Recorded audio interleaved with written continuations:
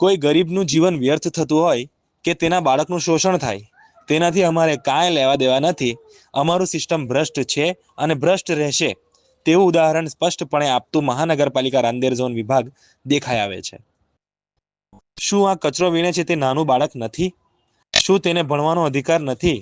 નાની બાળકી જે કચરાની ગાડીમાં દેખાઈ આવે છે, શું આ બાળ શોષણ નથી?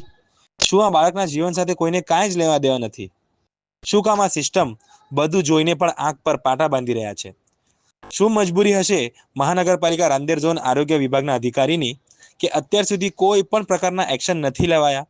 કે પછી આ કચરો વીણવાવાળા મજૂરો અને તેમના બાળકો આરોગ્ય વિભાગના અધિકારીઓની નજરમાં કચરો સમાન જ છે? શું કામ સમગ્ર પ્રકરણની તપાસ નથી કરવામાં આવતી? શું કામ નાના બાળકોને કામે લગાડનાર કોન્ટ્રાક્ટર પર પણ કાર્યવાહી નથી થતી?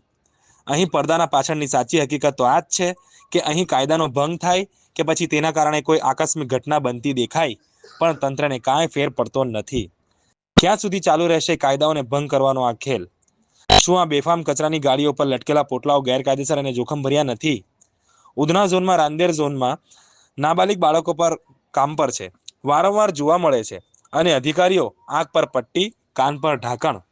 રાંદેર ઝોનની ડોર ટુ ડોર ગાડીઓ કચરો નહીં, કાયદાનો મૃતદેહ દાબ્યો છે.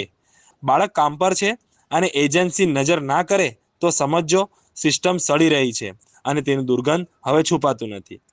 કહેવત છે ને કે આ ગરીબનું જીવન છે સાહેબ. અહીં અધિકારી અને કર્મચારીઓના બાળક ઇંગ્લિશ મીડિયમ સ્કૂલમાં જાય છે, પણ ગરીબ સાથે તો આવું જ થાય છે.